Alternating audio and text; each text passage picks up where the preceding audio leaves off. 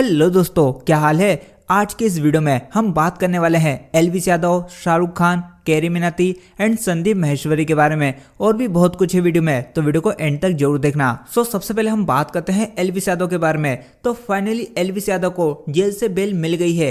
Elvis Yadav को सांप के जहर की तस्करी और मारपीट के मामले में जेल में डाला गया था। मैक्सटन के खिलाफ हुई मारपीट में भी गुरुग्राम की एक अदालत ने दोनों के बीच सुलह करा दी है, जिससे अब दोनों के बीच में समझौता हो चुका है। एंड जेल से निकलने के ठीक बाद एल्विस यादव ने फिर से 2 लग्जरी कारों के साथ इंस्टाग्राम पर अपनी एक पोस्ट डाली है, जिसके कैप्शन में उसने लिखा है कि समय दिखाई तो नहीं देता पर बहुत कुछ दिखा जाता है। अब क्या ये गाड़ी एल्विस यादव की है, या जैसा कि उनके माता पिता ने कहा कि सारी गाड़ियां लोन पर रहती है या तो उधार पर सिर्फ ब्लॉग बनाने के लिए। आपको क्या लगता है, ये सच है या नहीं। वहीं एल्विस यादव की बेल पर मुनावर फारूकी ने भी रिएक्ट करते हुए कहा है कि मैंने उनके पेरेंट्स को देखा है एंड वो काफी खुश हैं बेल मिलने पर। अब इसको लेकर पीपॉय एक ट्वीट करते हैं, जिसमें वो लिखते हैं कि मुनावर ने कहा है कि मैंने उनके माँ बाप को देखा है, happy for Elvis. Secular India के बारे में बहुत कुछ कहा गया है, जिसकी हम सभी को जरूरत है। सभी को दूसरा मौका दें और किसी भी इंडियन से नफरत ना करें। हम सभी अपनी गलतियों से ही सीखते हैं। अब पीपल के इस ट्वीट को लेकर सम्राट भाई ने रिट्वीट करते हुए कहा है कि नो ब्रो नेवर। मुनावर ने आज तक कहीं पर भी कोई भी माफी नहीं मांगी और ना ही उसे कोई रिग्रेट है। गोधरा से लेकर सीए तक न जाने कितनी बार इसने गलतियां की हैं, लेकिन माफी आज तक नहीं मांगी। बाकी सेकुलर इंडिया में भी कन्हैयालाल से लेकर वार्डन होते हैं। सेकुलरिज्म एक मिथ है, दैट्स इट। खैर, हम लोग बढ़ते हैं अपनी अगली खबर की ओर, जो कि निकल कर आ रही है डॉक्टर बिंद्रा और संदीप माहेश्वरी को लेकर। 3-4 महीने पहले शुरू ही दोनों के बीच कंट्रोवर्सी अब कोर्ट तक जा पहुंची है, जहां अब डॉक्टर बिंद्रा ने संदीप माहेश्वरी के खिलाफ फरीदाबाद की जिला अदालत में मानहानि का केस दर्ज कराया, जिसमें कोर्ट की तरफ से संदीप माहेश्वरी को समन जारी किया गया है, जिसमें उन्हें 2 अप्रैल को कोर्ट में पेश होने का ऑर्डर दिया गया है। अब देखते हैं कि आगे क्या होता है। बढ़ते हैं अपनी अगली खबर की ओर, जो कि निकल कर आ रही है अनीशा दीक्षित की तरफ से। तो हुआ यूं कि अनीशा ने बांद्रा से एक कैब बुक की और जब वो जैसे ही कैब में बैठी तो कैब का ड्राइवर जोर जोर से रोने लगा, जिससे अनीशा ने पूछा कि क्या हुआ। तो ड्राइवर बताता है कि उसके पिता का निधन हो गया है एंड कुछ ही देर पहले उसका पर्स भी चोरी हो गया है। अब उसके पास बिल्कुल भी पैसे नहीं है, इसलिए अब मैं आत्महत्या करने की सोच रहा हूँ। और बार बार बैक मिरर से अनीशा को देखे जा रहा था, जिससे अनीशा जल्दी से कैब से उतरकर अपने हस्बैंड को कॉल लगाती है एंड ये देख कैब ड्राइवर तुरंत ही वहां से फरार हो जाता है। अनीशा बताती है कि शायद वो मुझसे कुछ पैसे निकलवाना चाह रहा था। Something really strange just happened to me in the cab. Watch this.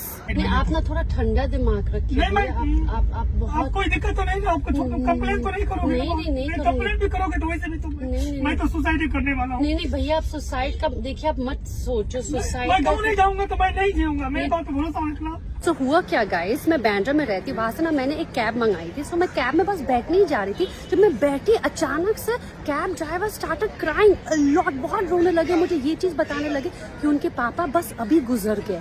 तो मैं बहुत शॉक हो गई थी, भैया आप ठीक तो हो। पर फिर मुझे ये चीज भी बताया कि अभी 1 घंटा पहले उनका वॉलेट भी चोरी हो गया। अब उनके पास कोई भी पैसे नहीं है गाँव जाने के लिए। और फिर ये भी चीज बताया कि अब उनके पास और कोई भी ऑप्शन नहीं है, बट वो अभी सुसाइड करने जा रहे हैं। तो मैं बहुत ज़्यादा अनकंफर्टेबल फील करने लगी, बिकॉज मेरे को समझ में नहीं आता मैं करूँ क्या उस जगह पे। पर मैं ये चीज़ भी बहुत ऑब्जर्व कर रही थी कि मुझे उन्हें बैक मिरर में कॉन्स्टेंटली देख रहे थे, मुझे ऑब्जर्व कर रहे थे। और मुझे वो फीलिंग आ रही थी कि शायद वो मुझसे चाह रहे थे कि मैं उनको पैसे ऑफर करूँ। I am not sure. Anyways उस जगह पे फिर मैंने उनको बोला कि भैया 2 मिनट के लिए गाड़ी पे साइड पर लगाओ, मुझे अपने हस्बैंड को कॉल करना है। तो मैं गाड़ी से उतरी, वहाँ पे मैं कॉल करने जा रही थी। सडनली मैं टर्न किया और देखा कि कैब भाग गई। अब आई डोंट नो गाइस कि ये जेन्युइन था कि ये एक स्कैम था, आई डोंट नो। तो चलिए बढ़ते हैं अपनी अगली खबर की तरफ, जो कि निकल कर आ रही है कैरी मिनाटी को लेकर।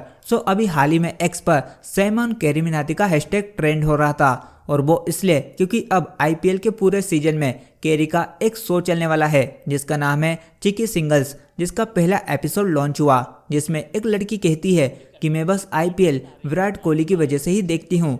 जिस पर कैरी मिनाटी कहता है कि फिर तो पूरा आईपीएल नहीं देख पाती होंगी, क्योंकि वो कभी जीतते तो है नहीं। एंड आगे एक आरसीबी के फ्रस्ट्रेटेड फैंस होने के नाते कहते हैं कि विराट ने मीठा खाना इसलिए छोड़ दिया क्योंकि उन्होंने आज तक ट्रॉफी नहीं जीती, तो उन्हें मिठाई खाने का मौका ही नहीं मिलता।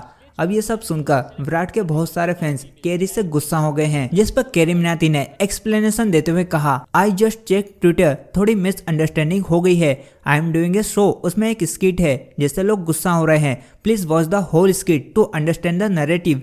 Why would I disrespect Virat Kohli in real life? It is a skit, it not meant to disrespect.